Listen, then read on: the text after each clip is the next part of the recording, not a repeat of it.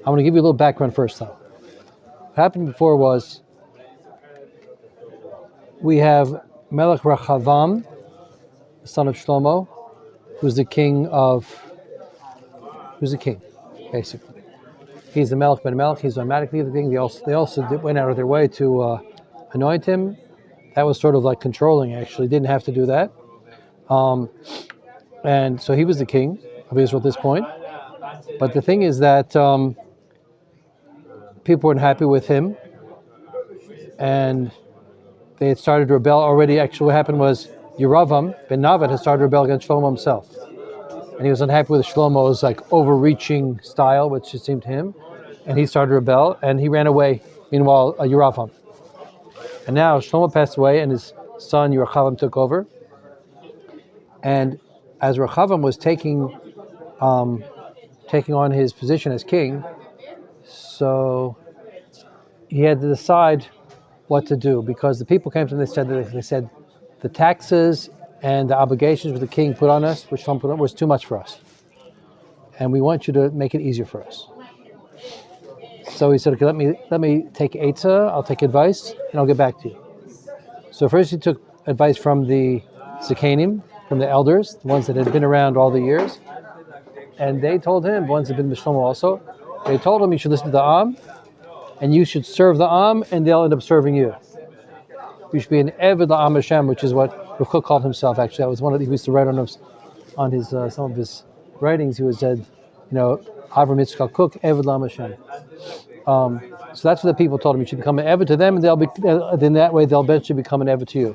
They'll start serving you, because that's what you have to do now. Shlomo Melech had his reasons for being very strong and making big taxes, building up the Melucha, making it very royal, very powerful. But now it's time to go to ease up on the nation. That's what the elders told him. And then he went to speak to the youth, the ones he grew up with, his friends, his chevra. They said, no, don't do that. You should make yourself, tell them, I'm going to be even stronger than my father was. I'm going to make it even harder on you. I'm going to make taxes, expectations, laws. And that's what the young people told him. So he went and told the people that. He took the second Eitzah of the young people. And the Olam rebelled. They got very unhappy with him. And they said, okay, we don't have any more, we have nothing to do with Rechavam anymore, with David Melech, with his ancestors. We're finished with them. They've been making it too hard for us all the time. We're finished with them. So what happened is everyone except Yehuda and Binyamin in Yerushalayim went away from Rechavam, and they followed Yeravam. Okay, so Am Yisrael split like that.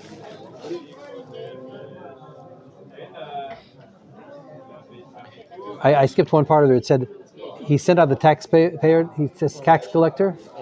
After he's decreed on them, I'm going to increase the taxes. I'm going to keep strong. He sent out the tax collector. They stoned the guy and they had to run away. So the people rebelled. So they rebelled against Beit David.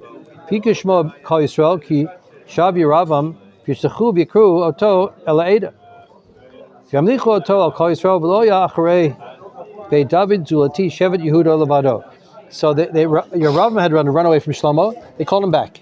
Yeravam. He was a very powerful person. He was a very strong person. He had amazing qualities to him.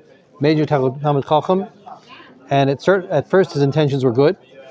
People called him back to be the leader now of all the tribes that were going to move away from Rechavam. Everyone went away except it says Shev Yud, but that includes Yehuda, which was also in Yerushalayim. I mean, also Binyamin, who was in Yerushalayim too. V'yavo Rechavam Yerushalayim. Takel at Beit Yehuda, v'Sheva Binyamin. Mea u'shmanu elef bachor osei melchama lilachem im Beit Yisrael. V'shivat melucha l'Rechavam ben Shlomo. So what happens was then, so Yehuda and Binyamin, they came to Rechavam Yerushalayim, and he gathered together a big army to fight the rest of the tribes who were rebelling against him. Tribe of how many? 180,000 soldiers. It was going to be a civil war. Vidvar Lukim el Shemaiah Ishel Kim Lemor. Then there was a nevuah to Shemaiah saying, Emor el Rechavam ben Shlomo, Melch Yehuda, el Kol Beit Yehuda, of Binyamin, V'yetra Am Lemor. Tell Rechavam and Yehuda and Binyamin, It's like this. Kol Mar Hashem, lo talu v'lo tilachamun imachechem, Yisrael shuvu ish lebeito, ki mi'ti niyeh hadavar zeh, yishmu et dvar Hashem, yeshuvu l'lechet k'dvar Hashem. So we got a prophet that said, no, don't make a civil war. Everything is as decreed by Hashem. The fact there's going to be split of Melucha, people are going to go away from Beit David. Thanks. So that's a divine decree. There was a prophet already predicted that. Achia Shiloni already predicted there would be, and he told Yeravim to do that. So the Navi comes in and says, we don't have to make civil war. The split in Am Yisrael is from Hashem. V'yaven Yeravim et Shem. So that's what happens. So they went and there was no civil war. But now the nation was divided. V'yaven Yeravim et Shem bar Ephraim v'yeshav ba v'yetzim Sham v'yaven et Penuel.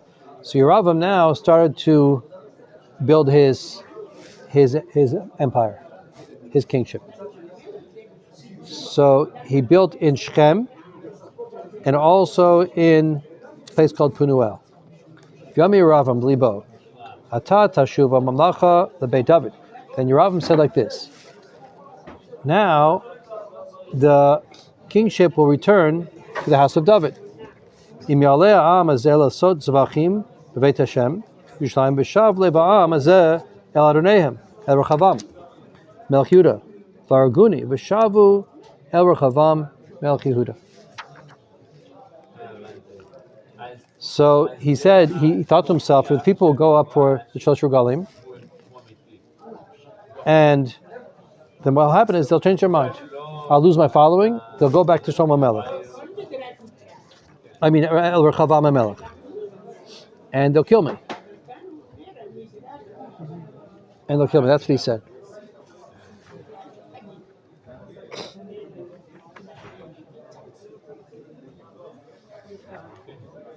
It's interesting. I saw someone said, some psychologist said that people get very anxious about many things. And many times people get anxious about something and they think they're going to die. Like somehow, the back of their mind, I'll lose my job, I'll make a living, I won't have any friends, I'll get sick, I'll die. Like this thing of I'll die. It's like people think like that, and they get very anxious and they become irrational. So that's happened over here also. He said, it could be he will be killed, but not necessarily. He could have done tshuva. He could have just said, okay, let's make peace and worked it out, So he got anxious and he started losing his rationality. So he started to go wild. At first he wasn't like this. He wasn't. He was a Talmud Chacham, a giant Talmud Chacham. But now he sort of fell apart. Also, it seems that you should know that the kingdom will be split is decreed from Hashem. So it seems like you should be secure, not worrying about it going back. That's interesting. Until it's supposed to, let's say. Also, yeah. Right. Very good. Interesting. I want to tell you an interesting chazal here also. The sages say like this. The sages say that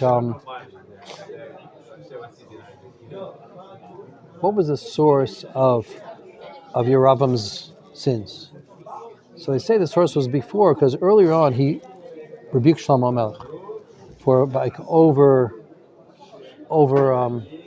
overreaching. Shlomo Melech had all these wives and he had all this wealth and he was going too far. And the Torah says that. The Pasuk say that Shlomo sinned.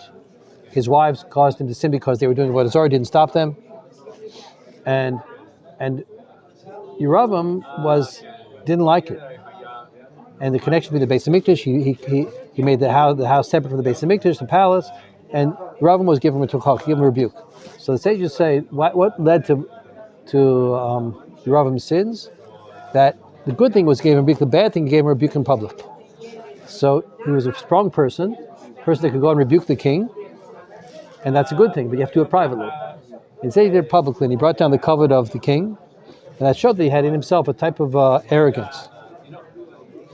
And there's a famous chazal that says like this, that Hashem came to Yeravim and he said to him, listen, do tshuva, and you'll walk in heaven, you'll walk in the next world with me, with Hashem, and with David Melech, and you together. The three of us walk together. We'll all be together.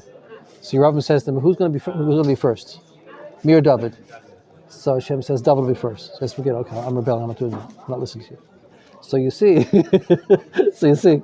that that the idea here is that he had a type of narcissism, a type of he was a great Talmid Chacham, great person in the beginning, but he got carried away with the idea of being a king, and so he messed up.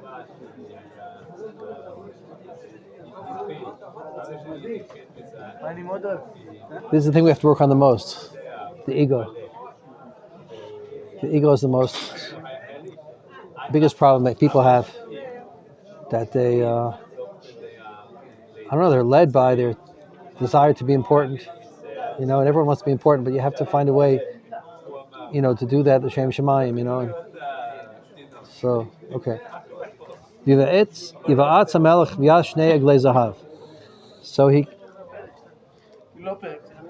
So he counseled. It sounds like counseled with himself, and he decided to make 2 golden calves. Behold,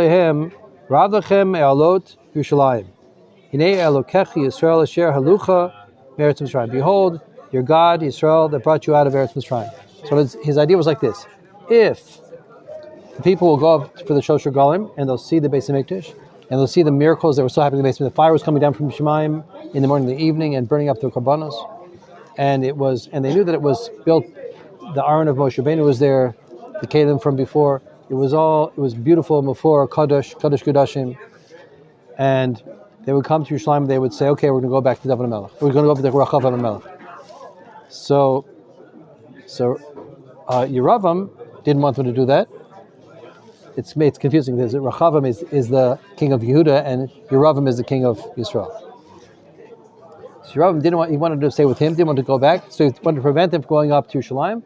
Therefore he made this, that was what he came up with. He's going to make 2 golden calves, put them in the derech, and he's going to say, this is where we're serve Hashem. You don't have to go to Yerushalayim anymore, we're going to have a different system.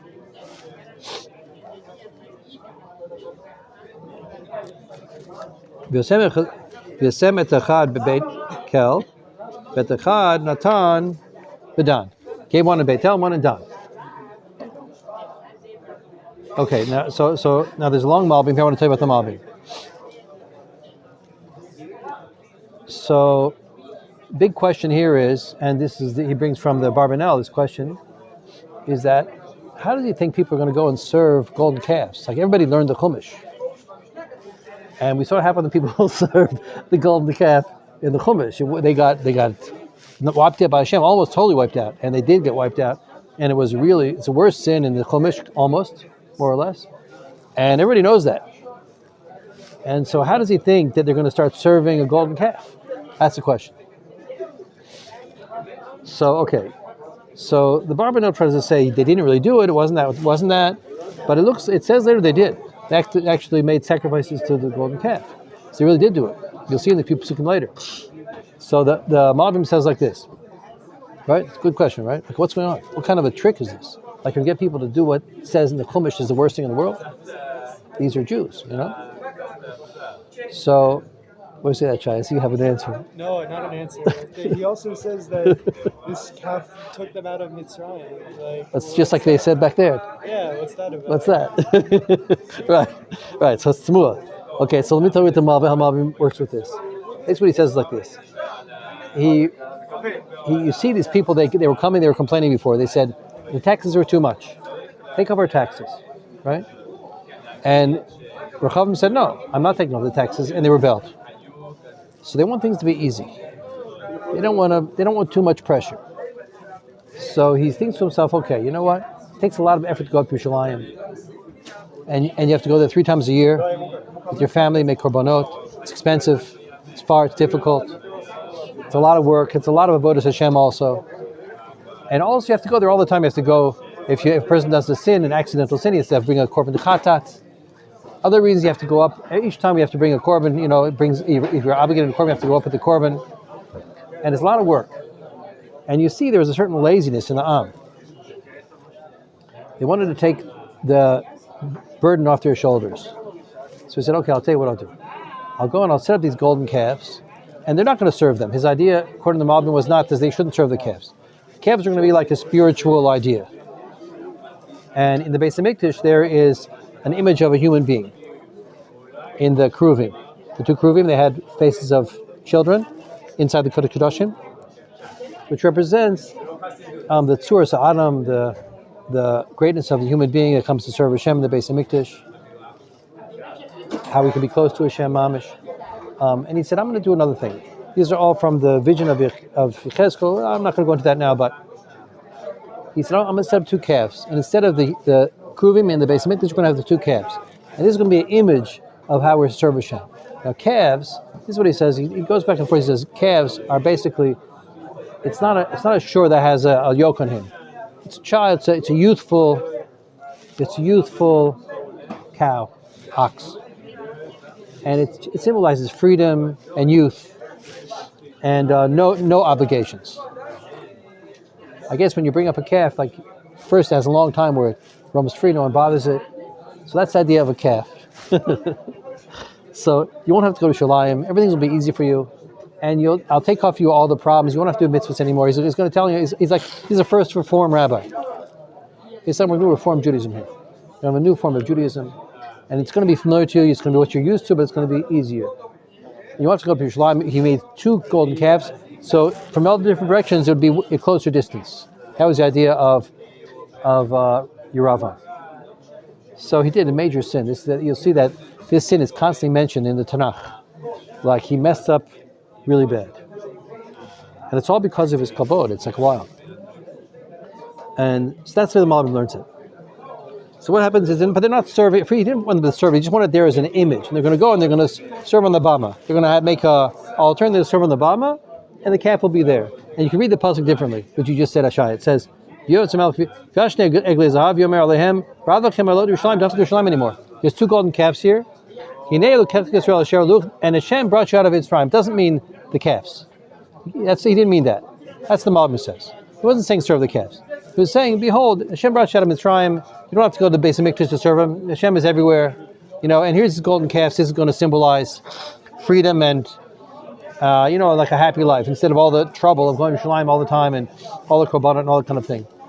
So he was like a chacham. He knew how to talk to people and win them over. Okay, so that's that. Turns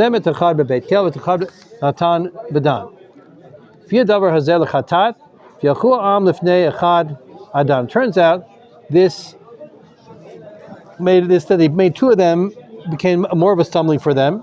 This is also Malbim says this. And they went to the one in Dan. So he says a very interesting Malbim here. I could read it to you if we have time, but we have to do a lot. So the Malbim says like this. Basically, when people are spiritual, there's a spiritual essence to human beings. And when you tell them something is meaningful and spiritual, and you tell them it's hard, they want to do it even more. People are happy about spiritual discipline. I told you about this. There's a book in the library. It's called Jews for Nothing. It was written a long time ago, 40 years ago or something. It's a really good book. It's about how people are brought up in suburbs, Jewish people in America, with no spirituality. Just affluence and secular education and ambitions for a high position and affluence, and just Jewish culture, maybe tiny bit, hardly any. And the kids, many of them rebelled. They were looking for something to serve. They're going crazy from that. So all these cults came, and the kids were very susceptible to cults. Krishna, that one, and other ones, and they demanded of these children, of the young people, do all kinds of hard fasts and serving, the master and meditations and all kinds of things, and they were running to do it, even though till then they were doing nothing, because it's part of human beings that they want to serve, and they want to be spiritual. So that's the Malbim says over here. So there are all kinds of cults. There are all these cults of these guys from these gurus from India. They came and they got rich and they manipulated all these kids. That was happening in the 60s, 70s, 80s. Now what's happening now, I don't know exactly. But now we're doing tshuva. I'm still doing tshuva. I mean, there's a new cult. There's postmodernism. There's progressivism. It's also, they serve that too. The truth is, in a certain sense. putting that aside. But we're doing tshuva now. Anyway, so especially since this war, there's so much tshuva. It's incredible. In any case, so you tell people that something's hard, but it's very meaningful, they want to do even more. If you're convinced that it's meaningful. So he said, okay, I'll make it easy for you guys. They said, no, we don't want it easy. So they skipped the ones that were coming from closer to Beit El. They said, no, we're going all the way to Dan. We want to do it right. And that was the chatas. That made things even worse. They were Moshe Nefesh for Avodah Zarah, which made it even worse. That's the Malbim Shmuzin, a beautiful Shmuzin. Here? Make sense? Vyas said Beit Bamot, Vyas Kohanim, Miktzod Am, Asher Lo Yu, B'mei Levi. He did everything with cunning. He was like a brilliant operator. So he made these altars. And he made Kohanim from part of the people. The priests were from the people, not from the Shevet Levi. He was afraid of Shevet Levi. So afraid Shevet Levi was they were always going up to Yerushalayim. That's where they were fixed. They had a fixed turns to go to Yerushalayim. So he was afraid they would bring up people to Yerushalayim, and they wouldn't work with him. So he skipped Shevet Levi and he took other people as Kohanim. But he wanted to make it similar so people would feel that this is real. But some things he had to change. Vyas Ravim Chag b'Chodesh Hashmini, Chamisha Asu Yom l'Chodesh Chag Asher Behuda. So then Rava made a Chag on the 8th month. Instead of on Nisan, he made it on what you call it? 8th month counting from Tishrei? Yeah, from Tishrei. Iyar, yeah. So instead of Nisan, he made it on Iyar. But he made it on the 15th of Iyar. He made a new Chag. So it's on the same day as Pesach, but it's a month later. And it's probably, the spring is fully out now in Iyar. Everything's blossoming. Is that Pesach Sheni? Oh, it is a Pesach Sheni. It's interesting. It is, right? I think we do Pesach Sheni on the 14th. Oh, yeah. Yeah. No, but they would do it on the 15th. They would eat the Pesach on the 15th. You're right? That's very interesting. It is Pesach Sheni. Oh, very interesting. I didn't notice that. I didn't see anybody talk about that. Okay, but anyway, so he wanted to make it like Sukkot. Kechaga Sher Behuda. I'm confused a little bit. I think that's what it meant. I think it's Iyar. Iyar is the 8th month from Tishrei. Always you talk like that from Tish. No, you talk from Nisan. Yeah. Oh no, so I'm getting it wrong. So it's from Nisan. So it would be the 7th month would be Tishrei, and this would be Cheshvan. Yeah. Oh, so I think it's Cheshvan. Let me just look. I think I made a mistake. Hold on. That makes sense. It's Cheshvan. It's the fall, and it's the imitation of Sukkot, except a month later. I think that's what it is. Okay, I'm sorry. That's what it is. Because the Torah always counts from Nisan. It's the first of the Chadashim. Very good. Okay, I got it turned around. It wasn't fitting. It has to be like Sukkot, not like Pesach. Okay, no. Otherwise, also be Pesach Sheni, like you said. Okay, my mistake. Retract that. Okay. Just Rav Chag b'Chodesh Hashmini b'Chamish Asher Yom b'Chodesh Yechag Asher Behuda v'Yal Al Mizbeach Ken Asa B'Beit El V'Zabech LaGalim Sher Asa V'Mid B'Beit El Et Kohenei Abamot Asher Asa. So actually, the people decided they wanted to actually do sacrifices to the Galim. So they fell into it again. I don't know how that happened. But that wasn't the original intention of Yeravam, but that's what the people thought it was. And they wanted to do that. So they were very uneducated. I guess they didn't know Chumash. They're a bunch of like Amarats and Gemurim. They didn't know Chumash. And you could win them over like with games. So that's what he did. So they started serving the Avodah Zarah over there. And he made an imitation sukkahs, like a different sukkahs. You know, you don't have to go to sukkahs. You don't have to go up to the base of mikvah for Sukkot. Just come to me a month later. Everything will be fine.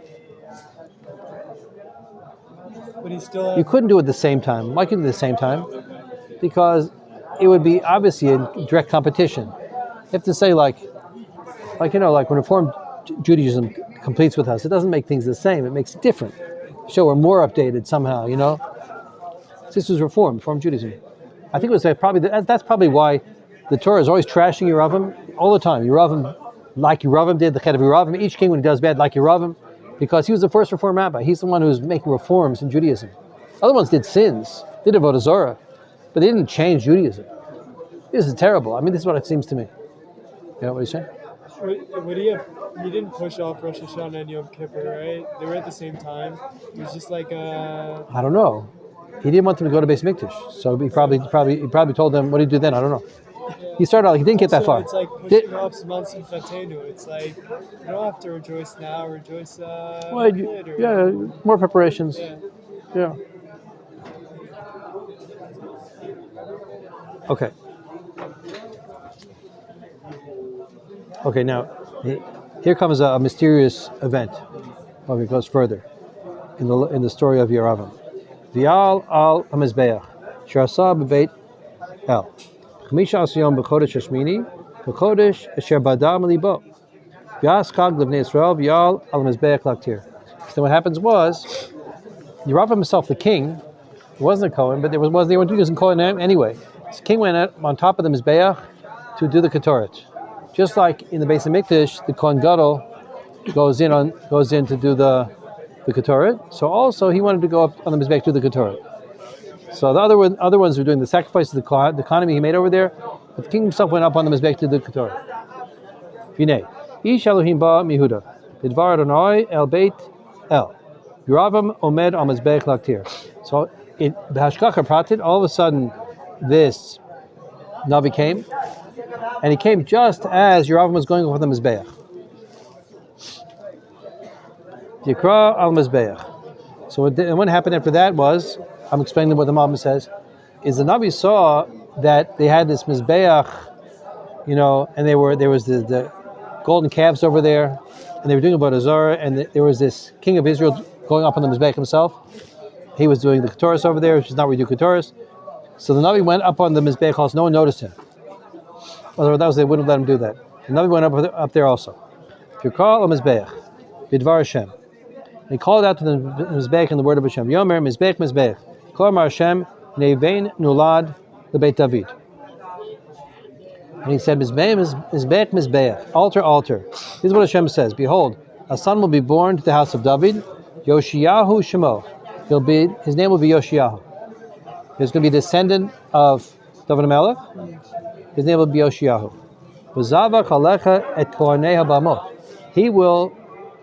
He will slaughter the Kohanim of the altars. Hamaktir Malecha, that are sacrificing to you the Mizbeach. He's talking to Mizbeach. Vatzmot Adam Yisrafu Alecha, and the bones of people he will burn on you. Malbim says it means the bones of the king himself. He didn't want to say the king in front of the king. He meant the Adam, but also it seems to mean the bones of the body also. We'll see of the other false leaders as well. We'll see that they're going to be burned on the Mizbeach. Why is Yoshia brought up now? Like, didn't So Ezekiel come before him? Yeah. There are other good kings. Oh, but he's the one who did this. He's the one who destroyed all the bombers of Yeravam. And the Nevuah came now to this Navi. And it comes true. V'natan b'yamahu mofet lemor zeh mofet asher diber Hashem nimizbech nikra nishpach hadeshen sheralav. And then he gave a sign so that is true Nevuah, and it's going to happen for sure. He gave the sign. What was that? Was happening? He says this mizbech is going to split. It's going to be ripped in half, and the ashes are going to fall off it, spill off it. The Malbim says that whenever a Navi makes a drama, and something happens as a sign that it was going to happen, then it's going to happen for sure, without any conditions. So this is what's going to happen. Is there also a concept, maybe I've heard but I'm not so familiar, that we shouldn't use signs to know if somebody's a Navi? It's not enough. It's not enough. Yeah. If he speaks against the Torah, then he's not a Navi, even though he gives signs. Also, if he makes predictions, they don't come true, then he's not a Navi, even though he makes signs. But the Nevi'im do make signs. They do that, even Moshe Rabbeinu and Aharon did it. So that's something they could do. And here it's a sign that, it's not a sign that it's a Navi, it's a sign that it's going to happen. Yeah.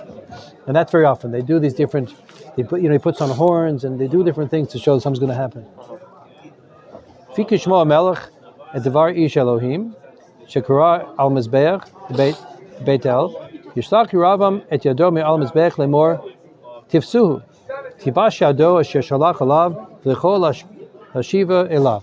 So here's like a really dramatic event here. What happens is, when the king sees that the prophecy, he hears the prophecy prophesying against him, and he lifts up his hand saying, get him, get that guy. And his hand shrivels up on the spot. And he can't bring back his hand. He can't move his hand. His hand shrivels up on the spot. So this is an amazing story. Here's one of the places where you see that Hashem gives energy to everything at all times. Nothing has natural existence. Everything is recreated every second. And here, what happened was Hashem took away the energy from the arm of the king on the spot. I was thinking one time that might be what it means when you get up in the morning and you say the brachot in the morning. Say Baruch atah Hashem Elokeinu Mecholam v'kol haaretz halamayim. Blessed you are Hashem. You have all these brachas about that you wake us up, you give us clothing, we're able to walk, you give us shoes, and then it says, and you put the dry land over the water. Like what is he? Why are we saying that every morning for? So I think what it means is that you wake up, you don't know whether there's going to be an earth. You don't know. You could just be in space the next day. You just fall into space. There'd be no earth left because Hashem maintains it every day. There's a constant renewal of everything, of the whole creation. The Tanya speaks about this, very interesting. People think that Hashem is like a human. Like a human can take pieces, put them together, and then go away and it stays there. But that's because he didn't create the pieces. The pieces were there already, and he put them together, and now he just moved it around. But Hashem made everything from nothing. And therefore, if Hashem removes his energy, the thing goes back to nothing. Okay, so it's just a side point here. So you wake up in the morning, you say, Hashem, you gave me back my energy, you gave me clothes. I didn't have to have clothes. I had clothes yesterday, but who says I'll have clothes today? And you gave me shoes, and you gave me eyes I could see, and you gave me eyesight. And you created the earth that I can walk on it. No? It's not shot? I think so. That's how I understand the list.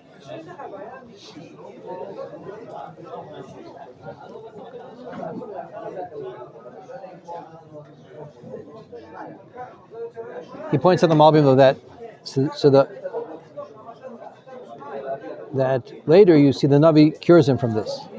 So that's okay because this was not part of the prophecy. This just was a punishment that came to Yeravam.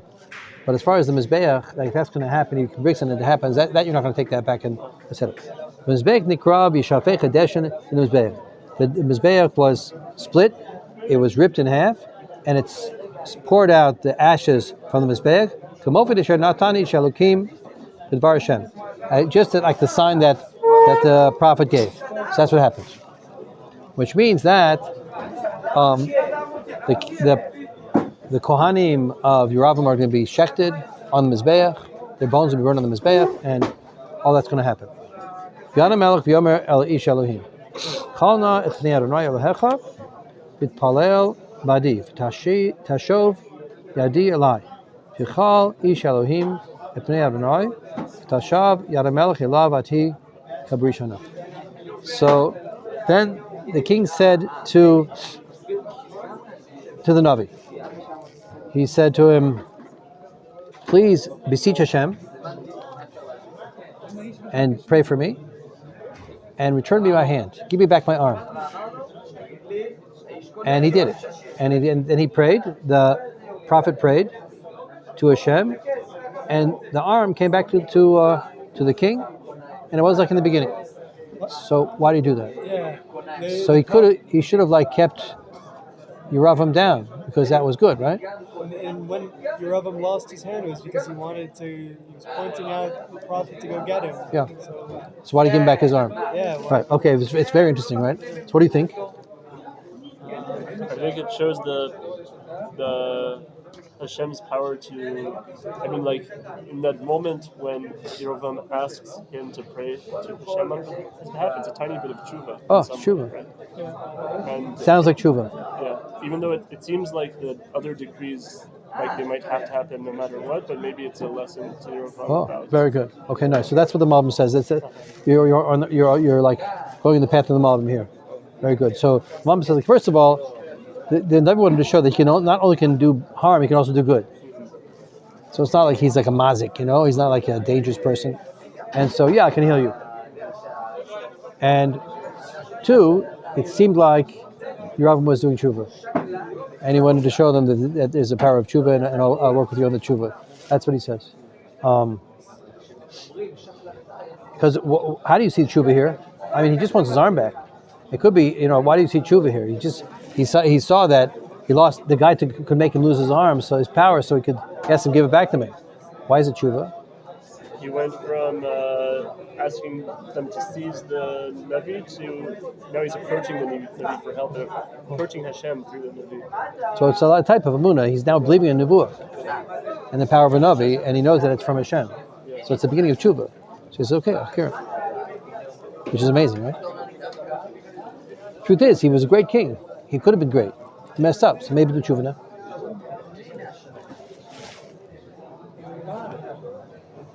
You see, there's this thing of shalom, where, you see David Melch was always trying to make shalom.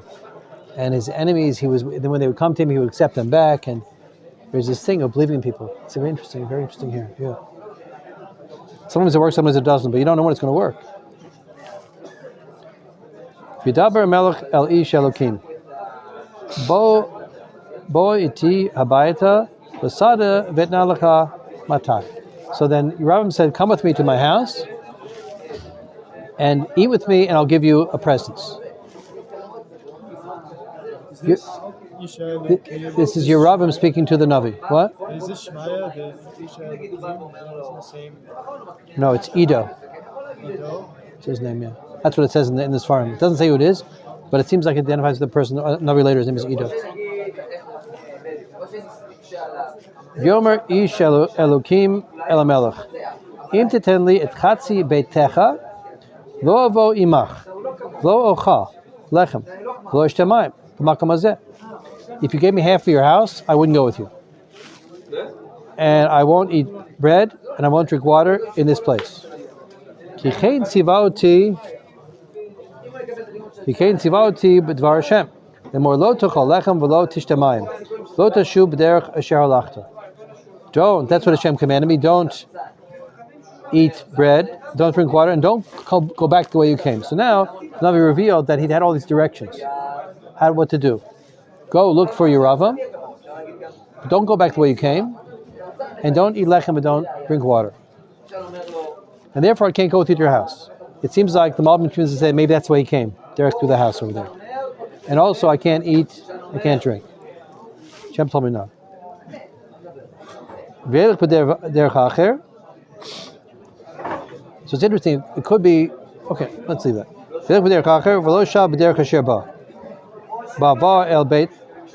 So he went a different way back, like he was supposed to. Okay, one question here is, why would Hashem command him to do these things? It's interesting. We see there's going to be an interesting story here, a wild story. But what kind of command is he? Don't go back the way you came, and don't eat bread or don't drink water. Like, why not? So it's not too clear, but I saw in one of the Mefarshim, he said that when a Navi comes and he gives Nevuah, so he shouldn't take anything from anyone, at least as far as the eating and drinking. Like, and especially not from the king, you're prophesying against him. So you have to be like totally only here for Hashem, not to get anything out of it, not to take any bribes or anything like that, not to be influenced. You have to be above everyone. So that might be the pshat why there's no other drinking. Why he couldn't go back the same way he came, I'm not sure. But that was the command. So okay, so going further. Navi echad zakein yoshev beit el yavo v'no v'saper lo et kol amasa shirsa ish Elohim hayom beit el et dvar misher diber el hamelech v'saprum lavihem. So what happened was, there was an old Navi that lived in Beit El, and his children came and told him about what they saw. They told the whole story. They were there by what happened with Yeravam on the Mizbeach. So they told the father who was a Navi. Now, it's some discussion. The Gemara says he was Navi Sheker. That's the Malbim learns. He was a false Navi. Yidaber Alehem Avihem. Eze Ader Chalach. So the father spoke to them, and he asked them, which way did he go? V'yuvanav et Ader Kasharlachi Ish Elohim Sheba Mihuda. And they showed him where he went. When he where he was going. Yomer Banav, Kivshu li a chamor, v'yachvshu lo, a chamor v'yirkav alav. He told his children, saddle me the donkey. V'yedach hachrei ish Elokim v'yimtza'eu yoshev tachat ha'ela. Yomer lav ata ish Elokim asher bata mihuda v'yomer ani. He found him under the tree. He said, are you the ish Elokim? He said, yes. Yomer lav lecheti ba'ate v'chol lechem. So this Navi Sheker said, come with me. He knew the story.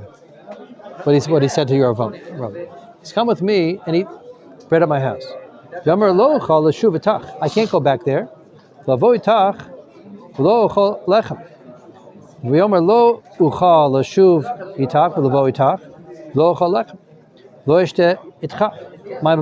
won't. I'm not able to go back because that way I'd be going back the same way I came. I can't do that. I can't go to eat bread and water with you because that's what Hashem told me. That's part of the prophecy. Because there was a prophecy to me in the word of Hashem. Lo tochol lechem, lo tishtem mayim, shamayim, lo teshuv lechem b'derech asher halachta ba. Okay. Yomer lo, kam ani navi, kamocha. So he said back to him, I'm also navi. Like you. Umalak diber elai, and an angel spoke to me. B'dvar Hashem, in the words of Hashem. Lemor hashiveu itcha. Bring him back to your house. V'yochel lechem, v'yesh mayim, kichesh lo.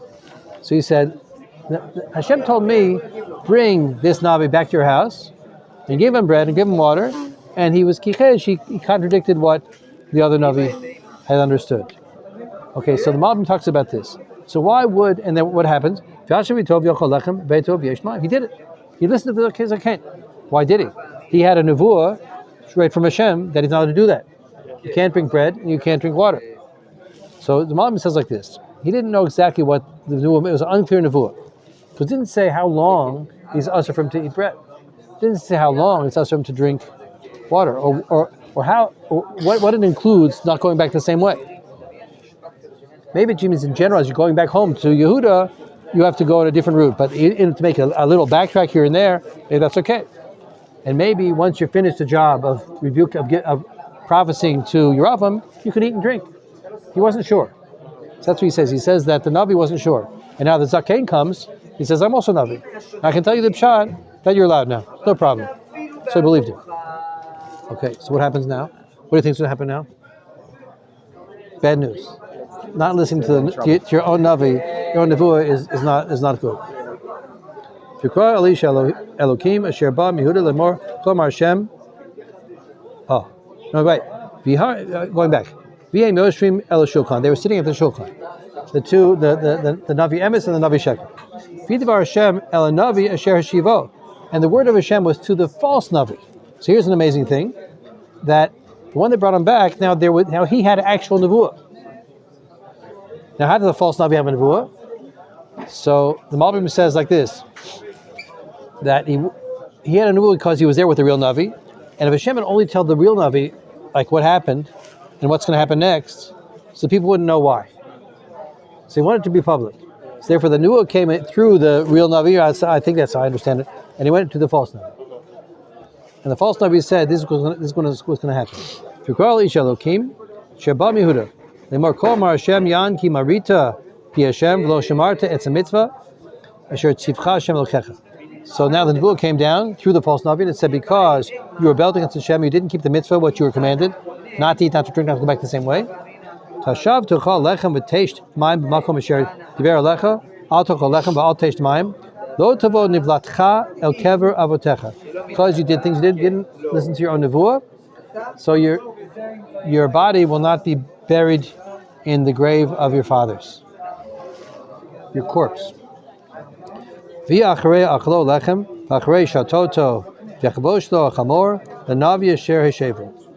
Afterwards he drank and ate. He saddled the chamor, which the Navi gave him. Mom said that was another mistake. He shouldn't have taken anyone from anyone.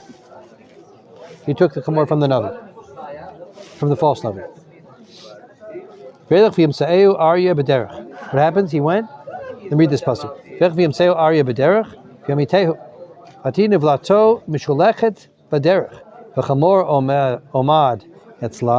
So what happened? He's going in the derech. A lion comes and kills him, and his corpse was thrown onto in the path. And the chamor, which he'd ridden on, was standing there next to the corpse, and the Arya, the lion, was standing also next to the corpse. So you have this dead body of the Navi on the pathway, on the road, and you have the lion which just killed him standing there, just doing nothing, and you have the chamor just standing there doing nothing. So this is all prophetic events, because a lion doesn't kill someone and not eat them. When lions kill someone, they eat them. And also the chamor shouldn't be standing there; he should run away, because the lion's going to eat him too. But that's not what happens. It's all like prophecy stuff.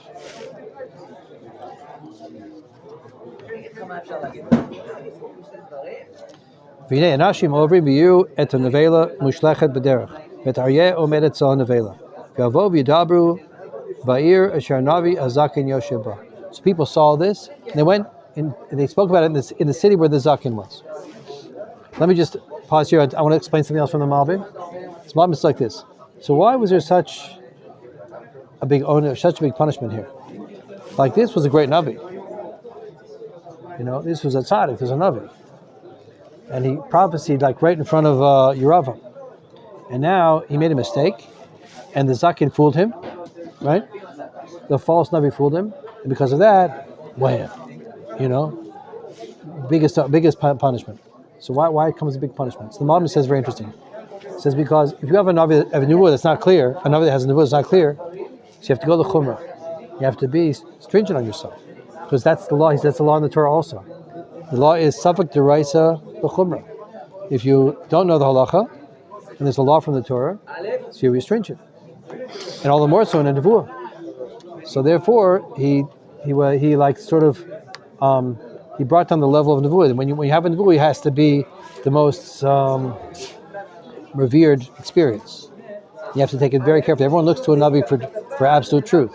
So here's the navi like not keeping his own nevuah, so therefore he gets big punishment. That's the pshat.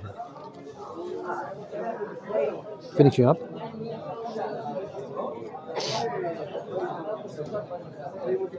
What happens here is I'll just tell you a little bit ahead. I want to jump ahead a little bit because we're behind. I'm just going to describe the stories here. I'm not going to read all the psukim. What happens next is they go and tell the zaken. He goes and he brings back the dead navi, and he buries him in the grave which is prepared for himself.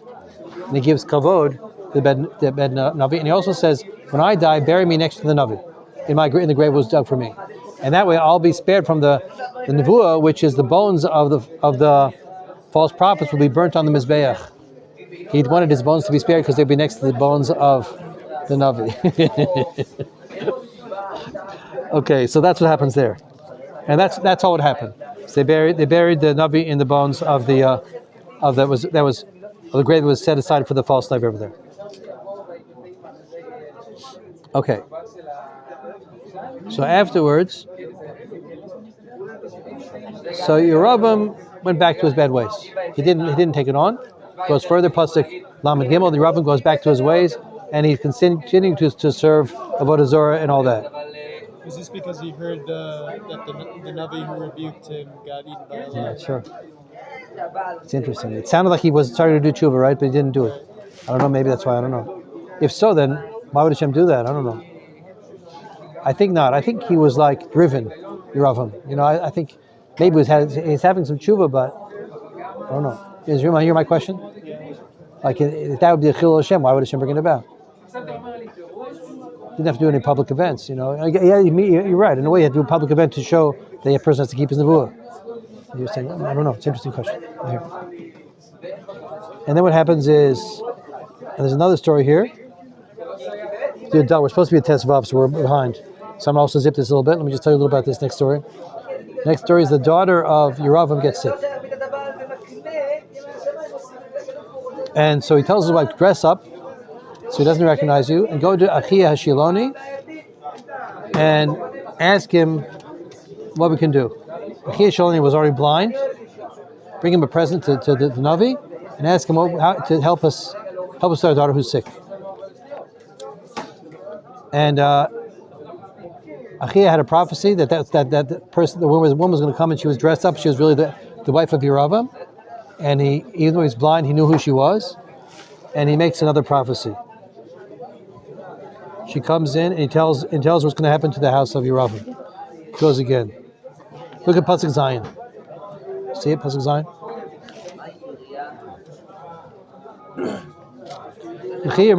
Imri Yeravim, Komar Hashem Elokei Yisrael, Yonasher Haymoticha Metocha Am V'Tentcha Nagid Al Ami Yisrael. He says, go tell Yeravim, because I lifted you up and I made you a leader of Am Yisrael. So in other words, Hashem had hopes for Yeravim. He would do the right thing. He wanted to split the Malchus. Yeravim do it in the right way, and he did it in the wrong way. Because I had hopes for you to do the right thing, you did the wrong thing. The Beit David. Oh, and I ripped off the kingship from the house of David. Lo hayita ka'avdi David shamar mitzvotai shehalach hacharai b'chol avavot v'sod rak yasher b'nai. You weren't like David. You should have listened. I made you the king. Shem says, with the prophecy, he set him up to be the king. And you didn't follow after me like David did. Therefore, you're in big trouble. Like, even worse than probably even worse. He used to know worse than a Navi not listening to his own prophecy as a king, not following Hashem's ways. Mutar lasot b'kol asher ayu lefanecha tilach v'taseh lecha Elohim acharim u'masechot akiseni v'oti eshlachta acharei tavecha. So you did worse than all those before you, and you went and you made a avodah zarah, and you throw me after your own arrogance. You throw me behind your own arrogance. L'chein ani mevi ra el beit Yeravam v'chrati liravam mashin bekir atzur v'azuv b'Yisrael v'yarti acharei beit Yeravam kasher yavar gilal. Basically what happens is, I'm going to destroy the whole Beit Yasmin. I'm going to destroy all their people, all the men, all the animals, all the property. Beit Yeravam is going to be demolished because of what you did. Your ancestors will all be destroyed. Hamed Yeravam Be'ir Yoklu Kalavim Made B'Sardeh Yoklu Of Hashemayim Kishem Deber. The one who dies from the house of Yeravam in the city will be eaten by dogs. The one that dies from the house of Yeravam in the field will be eaten by birds. And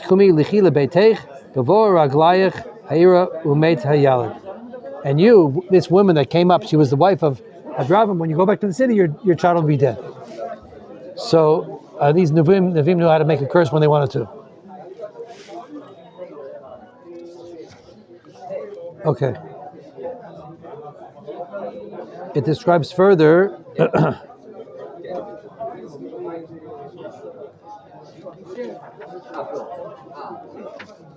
So okay, that's the biggest stories I wanted to tell you over here. The main attractions in this section. What's strange is Rechavam also starts messing up. Starts doing avodah zarah and starts messing up too. And like there's a lot of chaos over here.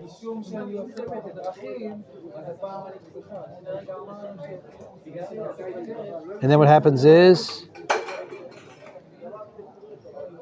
the king of Egypt comes and attacks Am Yisrael. He takes away all the wealth out of the house of the Beis Hamikdash, all the treasure and all the wealth, takes it all away, and like Jewish nation is getting